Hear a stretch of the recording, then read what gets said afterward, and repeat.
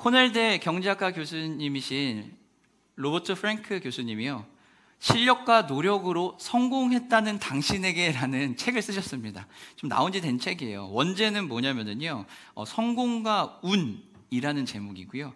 그 밑에 딸린 부제가 있습니다. 부제는 행운과 실력주의의 신화라고 되어 있습니다. 행운과 실력주의의 신화, 그리고 성공과 운이라고 되어 있는데요. 이 책에서 이 교수님이 하시는 얘기는 뭐냐면은, 우리가 살아가면서 행하는 모든 것들이 정말로 100% 퓨어하게 실력과 노력으로만 이루어졌냐는 겁니다. 정말 요만큼의 운도 아니라, 뭐 조금은 있을 수 있겠죠, 운이. 그러나 실력과 노력이 거의 모든 영향을 주었냐라고 질문을 하고 있습니다. 그렇게 했을 때 그 질문에 네라고 과연 우리는 답할 수 있냐는 거예요. 그래서 이 책에서 보면은요, 사람이 행운을 결정하는 몇 가지 요소가 있다고 합니다. 사람은 실력과 노력으로만 자신의 삶을 이뤄갈 수가 없다고 얘기를 해요. 그렇기 때문에 우리의 삶을 잘 살아야 한다고 하면서 사람의 행운을 결정하는 요소들이 있다고 합니다. 그게 뭐냐면, 첫 번째는요, 선진국에서 태어났냐 후진국에서 태어났냐입니다. 우리가 만약에 대한민국에 태어나지 않고 내전이 있었던 아프가니스탄에 태어났다면 어땠을까요? 우리는 지금 우리의 삶을 유지하며 살 수 있을까요? 우리가 만약에 대한민국이 아니라 우리보다 더 잘 사는 미국에서 태어났다면 우리는 어땠을까요? 일단 영어 공부 안 해도 되겠죠. 일단 영어 공부라고 하는 이 어려움에 처하지는 않을 겁니다. 선진국에서 태어났는지 아닌지, 국가 내부의 소득 분배만으로 사람의 행운의 거의 절반이 결정이 난다고 합니다. 그만큼 내가 어디에서 태어났는지가 중요한 역할을 한대요, 나의 삶에서요. 한국이 아니라 내전이 심각하고 경제적으로 정말 끼니 한 끼를 걱정해야 되는 삶을 사는 가정에 태어났다면 우리는 아마 지금처럼 이렇게 편안하게 살지 못할 거라는 거예요. 마찬가지로 또 한 가지 얘기하는데 뭐냐면, 어느 시점에 태어났냐도 중요하다고 합니다. 지금은 우리 청년들이 취업을 준비하는 것이 굉장히 어렵습니다. 취업하는 것 자체도 굉장히 어렵고요. 근데 만약 시간을 조금 더 뒤로 돌려서요, 우리나라 시간으로 돌려서 보면은 80년대 대학을 다녔던 80년대 학번들, 흔히 얘기하는 80년대 학번들, 그때는 어땠을까요? 그 세대들은 민주화 운동이라고 하는 데모를 비롯해서 민주화 운동에 굉장히 열심을 냈습니다. 그래서 어떻게 보면은 지금 청년들보다 취업을 위해서 더 많이 노력하지는 않았어요. 지금 청년들이 오히려 훨씬 더 많이 취업을 위해 노력하고 있을 거예요. 그런데 취업률을 보면은 그때가 더 취업률이 높았습니다. 그냥 원서만 내면 들어간다는 얘기가 나올 정도였으니까요. 뭐 은행의 금리 같은 것만 봐도 그때는 엄청 낮고 지금은 거의 제로에 가까운 상황이고, 어느 시점에 태어났는지에 따라서 달라진다는 거예요.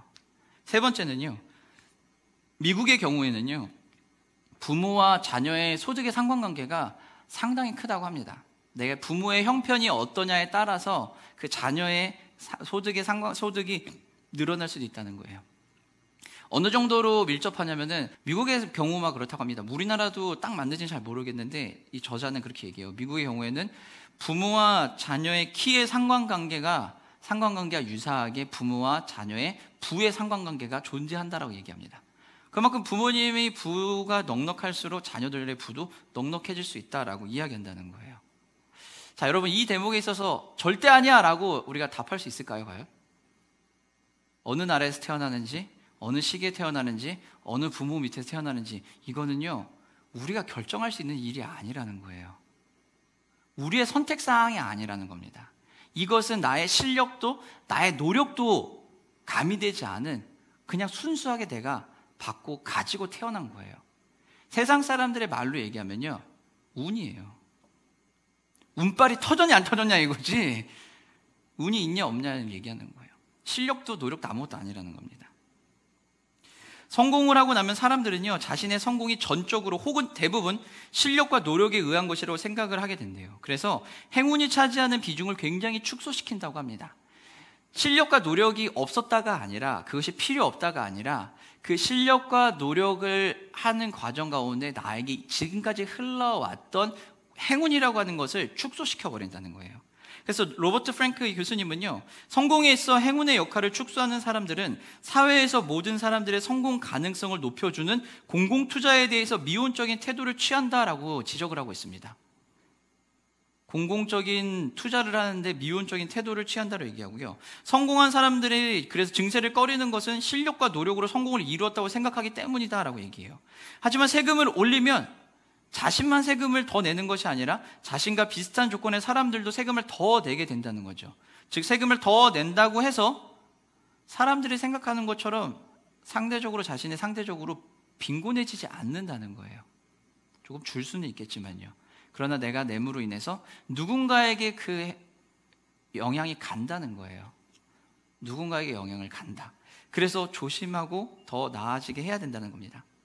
더 빈곤해지거나 더 삶이 나빠지지 않고 모두가 같이 잘 살 수 있게 된다는 거죠. 물론 내 거를 좀 내어놔야 되기 때문에 조금 답답하거나 조금 아쉽거나 하는 일들이 있고, 왜 내가 열심히 했는데 내 걸 내놔야 되냐라고 생각할 수도 있어요. 그러나 내가 받은 것이 전적으로 내 노력과 내 실력만이 아니라 나의 것 플러스 나에게 주어져 있는 여러 환경적인 요소를 통해 가지고 이루어진 거라면 나도 그 받은 것에 대해서 내놓을 수 있다, 흘려보낼 수 있다라는 겁니다. 사랑하는 성도 여러분, 이 땅을 살아가는 우리의 삶에서 그리스도인으로 살아가는 데 있어서 그럼 우리에게도 이런 행운이라고 하는 요소가 영향을 줄까요? 그럼 우리에게는 어떤 행운이라고 하는 요소가 존재할까요? 우리에게 있어서 행운은 과연 어떤 것일까요? 우리식으로 표현하면은 무슨 말로 대체할 수 있을까요? 바로 은혜입니다. 바로 은혜가 이 세상에서 얘기하는 행운과 같다는 겁니다. 우리는 은혜가 없으면 사실 살아갈 수 없다고 고백을 하지만 그러나 은혜를 가끔 잊어버리고 살기도 한다는 거예요. 은혜는 여러분 어떤 것이 다들 아시죠? 은혜는 어떤 것이죠? 내가 자격이 있는 것도 아니고 내가 노력을 들인 것도 아닌데 그냥 주어진 거, 얻은 것입니다. 그냥 이 땅에 태어난 거, 좋은 부모님에게 부모님 가정 안에 태어나서 사랑받은 거, 그리고 내가 가정을 잘 꾸리고 잘 살아가는 거, 이러한 것들이 은혜라는 거예요. 나에게 주어진 게 아니니까요. 나에게 주어진 거니까 내가 노력한 거, 습득한 게 아니니까요. 오늘 본문에서도 이 은혜에 대해서 하나님이 이야기를 하세요. 오늘 본문은요, 아론과 그의 아들들에게 대제사장의 직분을 주신 후에 이제 그 직분을 감당할 수 있도록 옷을 만드는 대목입니다. 이 옷을 만듦으로 인해서 이 아론과 아론의 아들들에게 어떻게 해야 되는지를 알려주는 거예요. 우리가 흔히 옷이 날개다라고 얘기를 해요. 그죠? 옷이 날개다라고 얘기를 하고요. 예쁘고 멋진 옷을 입으면은 그 사람이 어때 보입니까? 예쁘고 멋있어 보입니다. 여러분, 옷차림이 그러면 얼마만큼 사람들에게 첫인상에 영향을 줄까요? 많은 영향을 줄 거라고 생각을 해요. 예를 들면 이런 거, 여러분들이 이제 직장이나 또 누군가를 만나러 가는데 뭐 취업 인터뷰를 하러 간다든지 또는 뭐 부모님께 뭐 인사를 하러 간다든지 뭐 이런 뭐 중요한 자리입니다. 그런 자리인데 어떤 목적으로 가시겠습니까? 1번, 가장 예쁘고 아름다운 옷을 꺼내 입고 가겠다. 2번, 대충 집에서 자다가 일어난 부시시한 목장으로 가겠다. 자, 여러분 어떤 목장으로 가시겠습니까?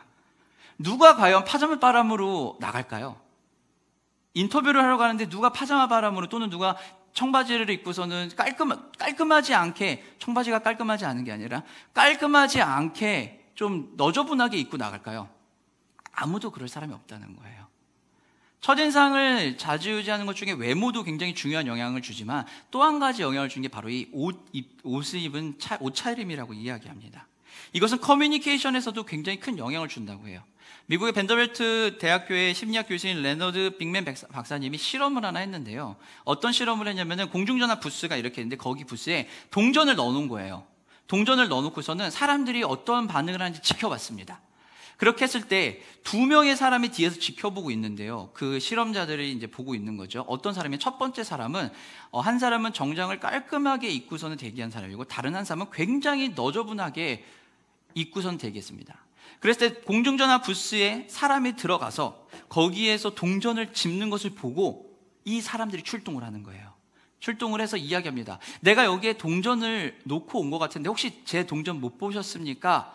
라고 얘기를 했을 때 어떤 비율로 사람들이 돌려줬을까요? 안 돌려준 사람들도 있어요. 그러나 돌려준 사람들도 있는데 200명 정도를 대상으로 해서 실험을 했다고 해요. 그렇게 했을 때 깔끔하게 정장을 입고 가서 요청을 한 사람이 너저분하게 입고 가서 요청한 사람보다 2배 이상의 확률로 동전을 돌려받았다는 겁니다. 2배 이상으로요. 200명을 테스트한 결과 정장 차림의 사람에게 동전을 돌려주는 경우가 허름한 사람에 비해 2배가 많았다는 거예요.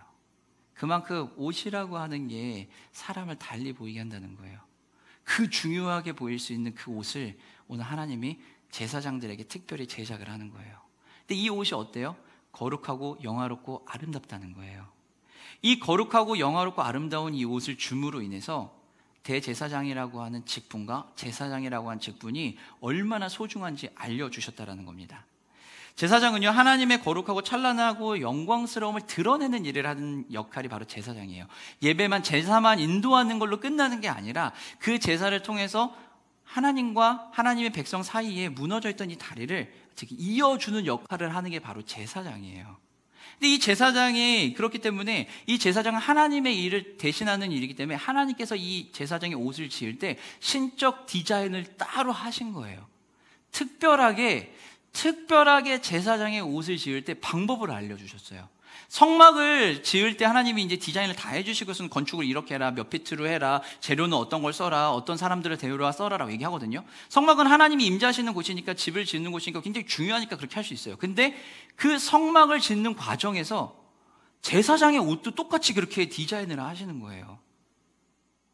제사장의 옷도요. 그리고 이 제사장의 옷을 지을 때도 어떻게 하냐면은 성막을 지을 때와 마찬가지로 하나님의 영이 가득한 충만한 사람들을 데려와서 지으라고 하는 거예요.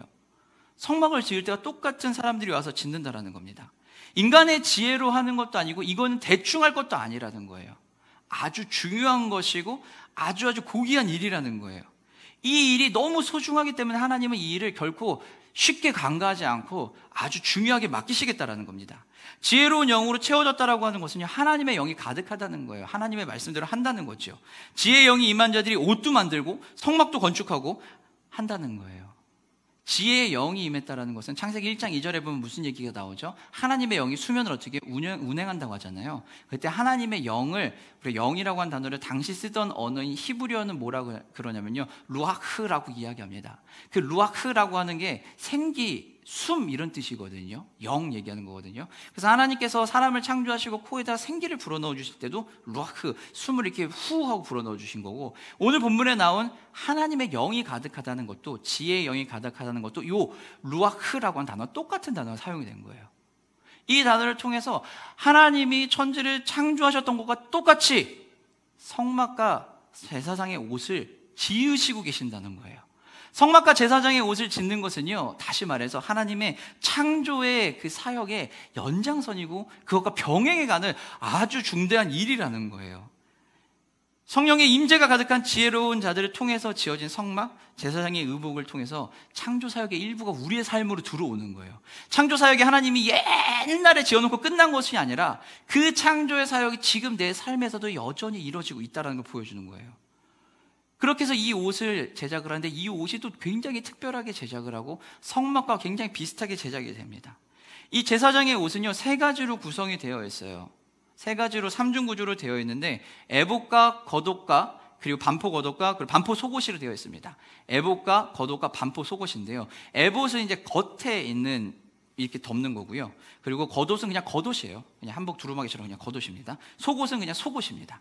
이 구조는요, 성막의 구조와 똑같아요. 성막도 성막들이 있고 그 안에 지성소가 있고 성소가 있고 성소 안에 지성소가 있는 것처럼, 그 3중 구조로 그 주님 앞에 가는 것처럼 제사장의 복장도 그 3중 구조로 되어 있다는 거예요. 그리고 이 에봇에는요, 에봇에는 이 굉장히 화려한 장식품들이 있습니다. 어떤 장식품이냐면 보석이 달려요. 보석이 여러분 몇 개 달린지 아세요? 자그마치 12개가 달립니다. 12개가 가슴 흉패, 가슴에 이렇게 되는데 12개가 이렇게 달려요. 이 12개가 달린 이유는 무엇 때문이냐면요, 12지파를 상징하는 겁니다. 12지파를 상징하는 거고요. 이 흉패를 하고 관을 하고요, 띠를 띱니다. 관을 하고 띠를 띠고, 그리고 이 제사장의 옷을 만들 때 특별하게 사용된 게 있어요. 뭐냐면 그게 바로 금실이에요. 금실은요, 성막을 제작할 때도 쓰지 않아요. 휘장을 만들 때도, 성소 안에 휘장을 만들 때도 금실은 안 썼어요. 그러나 제사장의 복장에 금실을 써요. 유일하게 금실을 써요. 여기서 나와요. 그리고 제사장의 복장에는요, 굉장히 많은 것들이 주렁주렁 막 달려요. 주렁주렁 달리는데 뭐 석류도 달리고 뭐 어마어마하게 달리고 모자 관도 이따만한 거 쓰고 막 그러고 어깨에 호마노도 달려 있고요. 거기에 막 여러 가지 있는데 엄청나게 화려한 복장을 한다는 거예요. 왜 이런 화려한 복장을 할까요? 제사장이 대단한 사람에서 아니요. 그 화려함을 통해서 하나님의 영광을 드러내는 거예요. 성소의 가장 안쪽인 지성소에 들어가면 무엇이 있죠? 하나님의 언약의 말씀인 십계명의 두 돌판과 그룹 날개가 있고 그 안에는 아론의 쌍난 지팡이와 그리고 만나가 있는 항아리가 있어요. 그리고 십계명의 두 돌판이 있는데 그 자리는 어떤 곳이에요? 하나님의 영광의 임재가 광채가 가득한 곳이에요. 그런데 그 광채가 있는 곳이 안쪽에 있으니 보이질 않잖아요. 그 보이지 않는 그 하나님의 광채를 어떻게 해요? 밖으로 끄집어내야겠죠. 그래서 에봇의 그 화려함을 드러내주는 거예요. 하나님의 영광이 드러나는 거예요. 그저 대제사장이 멋있고 화려하기 때문이 아니에요. 그 직분이 중요하고 그 직분이 대단하고 존귀한 자리이기 때문만이 아니라 그 사람을 통해서 하나님의 영광이 드러나야 되는 거예요. 하나님의 행하심이 드러날 수 있게 해주는 거예요. 하나님이 내 삶에서 어떻게 행하셨는지를 보게 해준다라는 거예요. 가장 비싸고 고귀한 금실을 이용해서 제작을 하고 화려하고 고급스러운 보석을 이용한다는 거예요. 그리고 그 안쪽에는 하나님의 말씀이 달려있는, 말씀을 의미하는 우림과 둠빔이라고 하는 두 돌판도 가지고 있다는 겁니다. 늘 제사장은 하나님의 말씀을 가지고 하나님의 영광을 드러내는 거예요. 그리고 제사장의 복장을, 이 옷을, 의복을 짓는 데 있어서 성막을 짓는 것과 똑같은 재료와 똑같은 방식으로 지으라고 합니다. 우리 말씀을 한 절 보겠습니다. 출애굽기 26장 31절입니다. 너는 청색, 자색, 홍색 실과 가늘게 꼰 배 실로 짜서 휘장을 만들고 그 위에 그룹들을 정교하게 수놓아서라고 얘기합니다. 이게 여러분 이 에봇을 제작하고 할 때 하나님의 제사장의 옷을 제작할 때도 똑같아요. 청색과 자색과 적색 실을, 홍색 실을 가지고 가늘게 꼰 배실로 만들라고 똑같이 얘기를 해요. 성막의 휘장을 만드는, 가림막을 만드는 것과 똑같은 방식으로, 똑같은 재료로 거기에 금실을 더해서 제사장의 복장을 만들라는 거예요. 얼마나 중요하니까 이럴까요? 대제사장의 복장을 통해서, 이 놀라운 이 제작을 통해 가지고 신적 디자인을 통해서 제사장은요 어떻게 해요? 하나님의 영광을 드러낼 수밖에 없는 거예요. 하나님의 영광을 드러내는 거죠. 성막이 구별된 공간인 것처럼요, 제사장도 구별된 사람이라는 것을 다시 한번 또 얘기하는 거예요. 영광을 드러내는 그 자리에 있는 사람이 구별된 사람이다라는 것을 다시 이야기해 준다라는 겁니다. 하나님의 영광과 임재를 반영하는 구별된 사람, 그 사람이 바로 대제사장이에요. 그렇기 때문에 제사장은요 특별한 옷을 입는 거예요.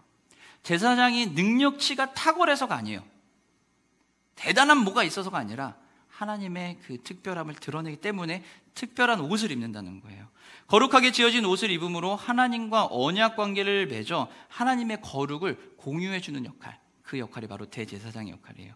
옷을 통해 제사장의 영화롭고 특별한 신분을 나타낸과 동시에 하나님이 어떤 분이신지도 드러내준다는 거예요. 자, 그럼 여러분, 이 제사장이 이렇게 중요한데 이 중요한 자리에 누구를 세우고 싶습니까? 여러분이 있는 공동체에 리더를 세워야 돼요. 그럼 여러분, 그 리더를 누구를 뽑고 싶습니까?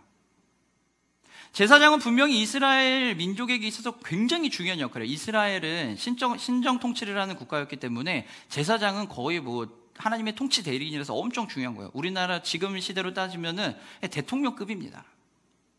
자, 그럼 여러분, 이 대통령이라고, 내년에 대통령 선거가 있긴 하네요.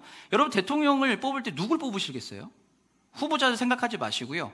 조건을 드릴게요. 능력이 탁월하고 실력이 좋은 사람, 도덕적으로 순결하고 성결하고 우리를 잘 살게 해줄 사람을 뽑겠습니까? 아니면은 아무나 흠이 많고 대충 할 만한 사람, 나를 배신할 것과 같은 사람, 나에게 아무런 도움이 되지 않을 것 같은 사람, 누구를 뽑으시겠습니까?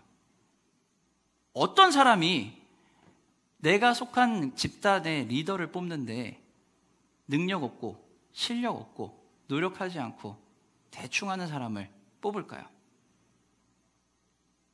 과연 그런 사람이 존재할까요?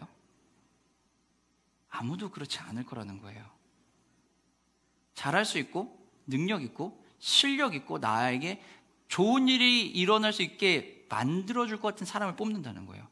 근데 아니나 다를까 오늘 본문에 등장한 아론과 그의 아들들은요 그 조건에 부합되지가 않아요. 그 조건에 전혀 부합되지가 않습니다. 아론은 어떤 사람입니까? 물론 아론이 완전 나쁜 놈, 속된 말로 좀 강단 표현은 아니면 좀 죄송하지만 쓰레기 같은 애는 아니에요. 아론이 아주 나쁜 놈, 진짜 처참한 애는 아니에요. 그런데 아론도 흠도 많고 문제도 일으키는 거예요. 거기다가 아주 큰 잘못도 해요. 10계명이 제일 첫 계명이 뭐죠, 여러분? 너는 나 위에 다른 신을 섬기지 말라. 두 번째는 우상을 만들지 말라잖아요. 근데 여러분 출애굽기 32장으로 넘어가 보겠습니다. 출애굽기 32장 4절과 5절 말씀 우리 한 목소리로 함께 읽어보도록 하겠습니다. 아론이 그들의 손에서 금고리를 받아 부어서 조각칼로 새겨 송아지 형상을 만드니 그들이 말하되 이스라엘아 이는 너희를 애굽 땅에서 인도하여 낸 너희의 신이로다 하는지라. 아론이 보고 그 앞에 제단을 쌓고 이에 아론이 공포하여 이르되 내일은 여호와의 절일이니라 하니. 아론이 제사장으로 임명받은 다음에 십계명 돌판을 들고 이제 모세가 하나님의 만나는 시내산에 있을 때 안 내려오니까 백성들이 불안해하잖아요. 불안해하거든요. 그러니까 아론한테 와서 얘기해요. 야, 모세 죽은 거 아니야? 야, 우리를 인도해낸 여호와가 죽인 거 아니야? 야, 우리 이거 이러면은 모세 없으면 우리 큰일 나는 거 아니야? 그렇게 하면서 얘기합니다. 뭐라 그러냐면, 야, 우리를 인도해줄 신을 만들자. 그때 아론이 그 이야기를 듣고 미혹돼가지고 그 말에 동조해가지고 얘기를 해요. 금고리 갖고 와. 금 다 싹 다 갖고 와라. 금은 귀중한 거니까요. 금을 갖고 오라고 해서 그 금을 어떻게 녹여가지고 우리가 잘 아는 황금 송아지를 만든 거죠. 그리고 오늘 출애굽기 32장 5절에 얘기하는 거야. 이것이 너희를 이곳으로 애굽에서 벗어나서 이곳으로 인도한 너희의 여호와다. 아론이 그런 일을 하는 거예요. 하나님의 영광을 드러내라고 세우는 그 중차대한 자리에 제사장, 그 제사장 중에서도 제일 중요하다고 하는 대제사장으로 아론을 세웠는데 이 아론이 거기서 뭐예요? 배신 때리고 있는 거예요. 아론이 이런 애였다는 거예요. 그럼 아론의 아들들은 어땠을까요? 나답과 아비후는 어땠을까요? 얘네도 그렇게 이렇게 탁월하지 않아요. 심지어 나답과 아비후는요, 하나님의 말씀대로 제사를 정비하지 못해가지고 죽어요. 레위기 말씀 한번 보겠습니다. 레위기 10장 1절 2절 말씀을 함께 한 목소리로 읽어보겠습니다. 아론의 아들 나답과 아비후가 각기 향로를 가져다가 여호와께서 명령하시지 아니하신 다른 불을 담아 여호와 앞에 분향하였더니 불이 여호와 앞에서 나와 그들을 삼킴에 그들이 여호와 앞에서 죽은지라. 나답과 아비후는 어떻게 됐냐면요, 아론이 대제사장으로 그 가족들이 제사장 가족으로 임명이 된 후에요, 하나님께서 아론을 통해서 첫 번째 제사를 이제 받으세요. 그게 레위기 9장에 나오거든요. 첫 번째 제사를 받고 난 다음에 이 제사를 이제 정리를 하는데 향로를 이제 치워야 되는데 나답과 아비후가 그것을 담당하는 거예요. 근데 분명히 하나님이 명령하신 대로만 해야 돼요. 근데 얘네가 어떻게 했냐면은 다 끝났으니까 대충 하는 거예요. 그냥 대충 다른 불로 꺼버리는 거죠. 그랬더니 하나님의 불이 나답과 아비후를 죽인 거예요. 제사장이 아주 중요한 자리에 있었지만 나답과 아비후는 어떻게 해요? 자기들 마음대로 했다는 거예요. 이렇게 놓고 보면은 얘네들은 어때요? 능력 별로 없거든요. 탁월하거나 이런 것도 없어요. 적합할까요? 직무 능력을 따져서 적합성을 따진다면은 이들은 리더로서의 자격이 맞는 사람일까요? 위기에 처한 민족을 구하기 위해서 그 사람들의 말에 동조해가지고 자신들이 원하고 믿고 있던 그 원칙을 파괴시키면서 새로운 원칙을 갖다 넣으면서 그러면서 가는 리더, 믿을 만하고 신뢰감 있는 리더인가요? 전혀 신뢰가 망가져. 근데 그런 아론과 그런 나답과 아비후와 이다말을 하나님은 제사장으로 세우셨다는 거예요. 하나님 실수하신 거 아닐까요? 우린 그런 생각을 할 수 있다는 거예요. 영화 머니볼, 빅쇼트, 블라인드 사이드와 같은 그 영화의 원작을 쓰신 마이클 루이스 교수님은요, 2012년도 프린스턴 대학 졸업연설에서 이런 이야기를 하셨습니다. 졸업연설을 하실 때 자신의 이야기를 막 하면서 얘기를 해요. 얘기를 하고 그리고 자신의 이야기를 하면서 같이 이 이야기를 합니다. 행운은 책임을 수반한다. 성공한 또는 행운을 가진 당신은 신에게만 빚을 진 것이 아니라 운이 덜 좋은 언럭키한 사람에게도 너희들은 빚을 진 것이다. 이 이야기를 합니다. 사실 요 이야기가 제 귀에 콕 하고 박혀버렸어요. 듣다가. 왜냐하면 이분이 어떤 분이냐면요, 이 마이클 루이스라고 하는 이분은요, 프린스턴을 졸업하셨던 걸로 제가 알고 있어요. 그래서 세계 미술상가를 아마 전공하신 걸로 알고 있는데 글을 되게 못 쓴다고 비평받고 비난받던 분이었대요. 졸업 논문을 쓰는데 지도 교수님이 되게 뭐라고 했다고 하더라고요. 근데 이분이 머니볼, 빅쇼트, 블라인드 사이드와 같은 이 어마어마한 작품들을 써내면서 책이 엄청나게 팔리고 대작가의 반열에 들어선 거예요. 누구도 예상하지 못했어요. 근데 이분이 그렇게 될 수 있었던 결정적인 게 뭐냐면은 어느 날 저녁에 식사 초대를 받아서 테이블에 앉았대요. 근데 식사 초대를 받았는데 그 테이블에 앉아있는 구성원이 어떤 사람이 있었냐면은 월스트리트 월가에 있는 아주 그냥 유명한 회사의 고위급 간부 중에 한두 명 있었던 거예요. 한창 대화를 하고 있는데, 뭐 프린스턴 나올 정도니까 똑똑한 양반이죠. 대화를 하고 있는 가운데 옆에 있던 사람이 한 분이 다른 회사 중역에게 요청을 하더래요. 이 전도 유망한 청년에게 일자리를 한번 주는 게 어떻겠냐, 한마디를 한 거죠. 그 한마디와 그 저녁 식사 테이블에 함께 있었던 것으로 인해서 마이클 루이스는 월가에 진출을 하고 2년 이상 그곳에서 일을 하게 돼요. 그리고 자신의 능력을 인정받고 글을 쓰고 대박을 터뜨린 겁니다. 여러분, 만약에 마이클 루이스가 그 식탁 자리에 없었다면요, 우리는 머니볼, 빅쇼트, 블라인드 사이드와 같은 대작을 만날 수 없었을 거예요. 마이클 루이스가 그 자리에서 없었다면, 마이클 루이스가 그 자리를 가지 않았다면 그는 지금과 같은 모습이 아니었을 거라는 겁니다. 어쩌면은요, 아론 그리고 그의 아들인 나답과 아비후도 하나님이 그 자리에서 택하지 않으셨으면 이 일을 안 해도 될 거예요. 그런데 나답과 아비후, 아론이 그 자리에서 무엇을 한 거예요? 하나님이 그냥 택해 버리신 거예요. 능력이 탁월해서도 노력을 많이 해서도 아니에요. 그냥 하나님이 이들을 택하신 거예요. 내가 가진 것을 나누는 것은요, 내 능력으로 했기 때문에 나눈다가 아니에요. 내가 받았기 때문에 나도 흘려주는 거예요. 내가 많이 받았으면 많이 흘려주면 돼요. 조금 받았으면 조금 흘려주면 돼요. 내 실력으로 받았으면 내 실력으로 받았으니까 내 실력과 나눠줄 수도 있는 거예요. 그러나 실력과 능력으로 성공했다라고 하면은요, 나눠주는 게 힘들다는 거예요. 왜냐하면 내 거니까요. 그러나 내 게 아니라면요, 우리는 충분히 나눠줄 수 있는 거예요. 제사장으로서 우리는 모두 가정에서, 일터에서, 내가 살아가고 있는 일상에서 우린 제사장으로 다 부름을 받았어요. 그런데 우리도 마찬가지로 이것을 나눠줘야 되는데, 이 나눠주는 것이 어때요? 힘들어요. 연결을 해야 되는데 이 통로가 되는 게 굉장히 어렵고 힘들어요. 우리의 실력이 모자라서도 아니고, 우리의 능력이 없어서도 아니고, 우리가 노력을 안 해서도 아니에요. 원래 이게 힘들어요. 원래 이게 힘들고 어려운 일이에요. 그렇기 때문에 하나님은 어떻게 해요? 특별하게 우리를 부르시고 은혜를 주신 거예요. 그래서 이 땅에 누구를 보내셨죠? 예수 그리스도, 그분을 보내신 거예요. 내 힘으로 할 수가 없으니까요. 내 힘으로 모든 걸 다 잘해낼 수 있으면 얼마나 좋을까요? 우리의 힘으로 모든 걸 다 잘하고 모든 걸 잘 인도한다면은 가정에서 여러분 부부싸움 할 일이 있을까요? 없어요. 자녀를 키우는 데서 내 능력으로 모든 걸 다 잘할 수 있다면은 우리 아이가 지금 내가 원치 않는 이 모습으로 자라가고 있을까요? 절대 그렇지 않아요. 근데 안 된다는 거예요. 누가 가정이 불행하기를 원하고, 누가 내가 있는 일터에서 인정 못 받고 싶겠냐고요. 다 인정받고 싶고, 가정이 화목했으면 좋겠고, 자녀는 잘 컸으면 좋겠고, 세상의 기준에서도, 그리고 우리 교회의 기준에서도, 기독교의 기준에서 너무 건강하고 안전하게 자랐으면 좋겠죠. 우리 모두의 소원이에요. 그래서 우린 그렇게 교육을 시키려고 노력을 하고요. 근데 그게 잘 안 돼요. 우리가 능력이 없어서 그럴까요? 우리 나름 공부도 많이 한 사람들이잖아요. 그리고 사회적인 지위도 있고, 나름 또 배움의 위치에 서고 가르치는 위치에 있는 사람들이잖아요. 왜 안 될까요, 이게? 우리가 부족해서요? 아니요. 그 일 자체가 어려워서 그래요. 그래서 하나님께서 이 땅에 어떻게 해요? 대제사장이신, 우리의 유일한 제사장이신 예수님을 보내신 거예요. 그리고 그 임재의 처소인 지성소에 들어갈 수 있도록 예수님이 오셔서 휘장을 갈라놓으시고 그 자리에 진입할 수 있도록 길을 열어주신 거예요. 세상이 어지러우니까 들어가는 게 아니고, 내 능력이 탁월하니까 들어가는 게 아니에요. 하나님이 그 일을 열어주셨으니까 들어가는 거예요.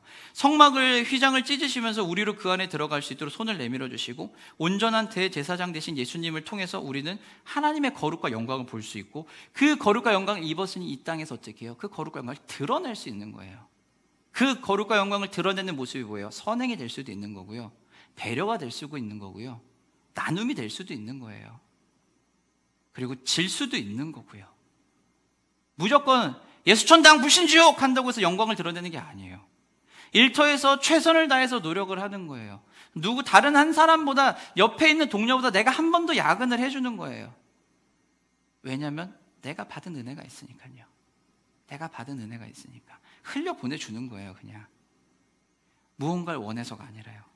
이 땅의 제사장으로 부름받은 우리는요, 이런 제사장의 일들을 수행을 해야 돼요. 여러분은 여러분이 있는 그 일터에서, 여러분의 가정에서 이 일을 어떻게 수행하기를 원하십니까? 어떤 모습으로 하실 수 있을까요? 이 땅의 제사장으로 부름받은 우리는 또한 세상을 향한 거룩한 직무를 감당해야 돼요. 나의 가정뿐만 아니라, 나의 일터뿐만 아니라, 나의 생활하는 영역뿐만 아니라, 내가 만나고 관계하는 모든 사람들, 이 세상 가운데 그 영광을 드러내는 일을 해야 된다는 거예요. 하나님의 영, 지혜의 영, 곧 성령으로 충만하다면, 하나님의 손에 붙들고 그 원칙을 따라간다면 그리스도가 이미 하신 일이기 때문에 우린 그 자리에 들어가고, 우린 그 자리에 누군가를 데리고 갈 수 있다는 거예요. 이 시대에 누가 구별된 제사장이냐, 누가 구별되고 특별한 일을 하느냐라고 물으면은요, 우리 모두라고 대답해야 된다는 겁니다. 베드로전서 2장 9절 10절 말씀입니다. 그러나 너희는 택하신 족속이요 왕같은 제사장들이요 거룩한 나라요 그의 소유가 된 백성이니 이는 너희를 어두운 데서 불러내어 그의 기이한 빛에 들어가게 하신 이의 아름다운 덕을 선포하게 하려 하심이라. 너희가 전에는 백성이 아니더니 이제는 하나님의 백성이요 전에는 긍휼을 얻지 못하였더니 이제는 긍휼을 얻은 자니라. 아멘. 하나님께서 이 땅에 오심으로 인해, 예수님이 오심으로 인해 우리를 전부 이 거룩한 대제사장으로 부르신 거예요. 우리는 이제 어떻게 해요? 우리도 받았으니까 우리도 똑같이 흘려보내면 되는 거예요. 옆에 있는 누군가가 여러분에게 다가왔어요. 가까운 가족이나 지인 또는 뭐 조카 뭐 누구도 좋습니다. 누가 다가와서 이렇게 얘기해요. 회사 다니는 게 너무 힘들어요. 일이 저랑 맞는 것 같지 않아요. 그래서 그만두고 싶은데 잘할 수 있는 게 하나도 없는 것 같아요. 어떡하죠? 라고 누가 나한테 와서 얘기를 한다면 여러분 어떤 대답을 하시겠습니까? 여러분 만약 이렇게 대답하실래요? 누군가 이렇게 딱 했을 때 배부른 소리하고 앉았네. 요즘 것들은 정신머리가 없어가지고 취업이 얼마나 힘든데 지금 그만둔다는 소리가 나. 야 너만 힘들어? 네 상사도 너 때문에 힘들어 임마. 이렇게 얘기하실래요? 아니면 또 이렇게 얘기하실래요? 야 뭔 헛소리야. 쓸데없는 소리 하지 말고 버텨. 3년만 다녀봐. 다 해결돼. 그냥 내 말 듣고 무조건 버텨. 이렇게 얘기하실래요? 아니면 너 진짜 힘들었구나. 진짜 힘들구나. 일이 너랑 안 맞아서 일하는 게 정말 어려웠겠다. 라고 먼저 시작하실래요? 어떤 사람이 나 아파 죽겠어요 그랬더니 야 네가 잘못해가지고 그런 거잖아. 밤에 가다가 도둑을 밟았어요. 왜 그러기를 쓸데없이 밤에 돌아다녀. 안전하게 낮에 돌아다니지. 네 잘못했네. 이렇게 얘기할 사람이 누가 있냐고요. 그렇게 얘기하면 안 되죠. 그렇게 얘기하면 안 된단 말이에요. 그렇게 얘기한다는 건 전혀 공감해주지 못한다는 거잖아요. 공감한다는 건 어떤 거예요? 남의 감정과 의견과 주장 따위에 대해서 나도 그렇게 느끼고 있어. 내가 네 마음 충분히 알아. 라고 대답해주는 게 공감이잖아요. 우리가 은혜로 그 하나님의 은혜를 받았다면요, 우리도 똑같이 이것에 대해서 공감해줄 수 있는 거예요. 다른 사람들에게요. 전달해줄 수 있는 거예요. 공감에는 여러분 3단계가 있습니다. 인지와 이해와 반응이에요. 인지와 이해와 반응은 뭐냐면, 인지는 정서적으로 공감해주는 거야. 진짜 힘들구나. 힘들었겠구나 이거고, 두 번째는요, 이해는 상대방의 입장에 생각하되 자기와 상대를 구분해가지고서는 이 사람의 문제가 어떤 건지 파악하는 게 이해예요. 반응은 뭐냐면은 상대의 고통과 함께 하기 위해서 자신이 할 수 있는 위로와 친절을 베푸는 능력이에요. 다시 말해서 너 이런 어려움 있잖아. 내가 그거 이해한다. 내가 그거 알아. 그래서 나도 그거 어려움을 알기 때문에 너의 이 문제를 해결하는 걸 내가 돕고 싶어 라고 얘기하는 게 바로 이 반응이에요. 이게 공감의 3단계예요, 여러분. 이 공감을 해야 되는 거예요. 자, 여러분, 그럼 여러분은 이 땅에서, 여러분의 삶의 자리에서, 여러분의 가정에서, 우리 교회 안에서, 여러분 일터에서 어떻게 이 공감의 단계에 공감을 하며 나아가겠습니까?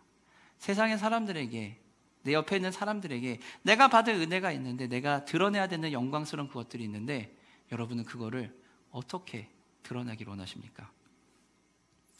우리는 모두 화평의 전달자가 되어야 됩니다.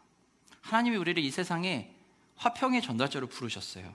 삶의 자리에서 화평의 전달자가 될 수 있도록 우리를 만져주시고 인도해 주셨어요.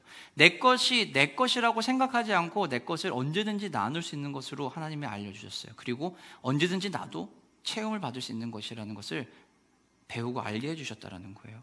내 능력이 조금 부족하고 내 노력이 조금 부족하지만 하나님은 나를 특별하게 사랑하셔서 하나님은 나를 그 자리에 세워주신 거예요. 내가 탁월해서 그 자리에 들어간 게 아니라, 탁월함은 하나님의 은혜 위에 그 탁월함이 빛을 보게 된 거예요. 내 온전한 능력과 노력으로만 그것이 빛나는 것이 아니라 하나님이 부어주신 은혜의 그 바탕 위에, 그 안에서 나의 실력과 노력이 나오니 빛을 보게 되는 거예요. 그러니 사랑하는 성도 여러분, 여러분은 어떻게 여러분의 삶의 자리에서 화평의 전달자로 여러분의 주변에 있는 사람들에게 선한 영향력을 끼치고 하나님의 은혜를 전하시겠습니까? 우리를 영원히 평안의 자리로 인도해 주신 그 예수 그리스도, 그분의 손을 붙잡으면 그분이 그 평안 자체이기 때문에 우리를 평안으로 이끌어 주실 거고, 내가 그 손을 붙잡고 있으면은 나는 다른 사람의 손 잡고선 데려갈 수 있다는 거예요.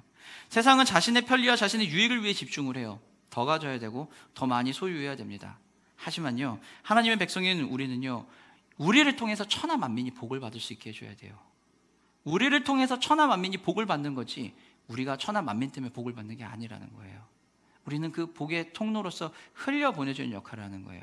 내가 능력이 좋아서요? 아니요. 내가 노력을 많이 해서요? 아니요. 능력과 실력과 노력은 하나님의 은혜 위에 빛을 보는 겁니다. 여러분에게 맡겨주신 그 사명, 여러분에게 주신 그것들을 어떻게 하겠습니까? 실력이 없고 노력하기가 어려우니까, 노력을 해도 안 되니까 포기하시겠습니까? 아니요. 꿈을 꾸세요. 더 좋아질 세상을 바라보면서 꿈을 꾸세요. 더 멋져질 나의 가정을 생각하면서 꿈을 꾸세요. 더 멋있게 변할 내 가정에서의 내 모습을 생각하면서 꿈을 꾸세요. 그리고 여러분이 꿈꾸는 그 하나님의 나라들, 그것들이 이 땅에서 이루어질 수 있도록 그 꿈을 꾸시고 그 꿈을 꾸는 사람들을 만나세요. 그래서 그 일들을 시작하시면 됩니다. 우리는 어떻게 하나님과 함께 교제하며 그 특권을 누리냐고요? 꿈꾸시면 돼요. 그리고 그 은혜를 누리시면 됩니다. 그럼 사랑하는 성도 여러분, 말씀을 마치도록 하겠습니다. 여러분이 하나님의 은혜 안에 살아갈 때 우리의 삶 속에서 우리는 행복의 꽃을 필 수 있는 거예요. 은혜 안에 살아갈 때, 그 은혜 안에 살아갈 때 실력과 노력이 빛을 보기 시작하는 겁니다. 아론과 아론의 아들들이 능력이 좋아서 된 게 아니에요. 은혜로 된 거예요. 제가 늘 얘기하잖아요. 제가 능력이 좋아서 우리 교회 개척하고 여러분과 함께 목회하는 게 아니라고요. 그냥 하나님이 여기다 갖다 놓으신 거예요. 그게 은혜인 거예요. 사랑하는 성도 여러분, 하나님께서 여러분에게 부어주신 놀라운 은혜들이 많이 있어요. 예상하지 못하고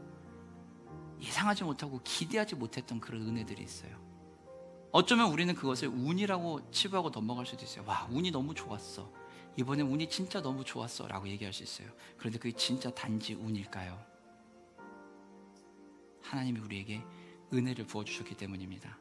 그렇기 때문에 나에게 주어진 것들, 나에게 맡겨주신 그 모든 것들을 우리는 감사하며 사용하는 거고, 그것들을 하나님 주시는 그 은혜 안에서 다른 사람들과 나눌 수 있는 겁니다.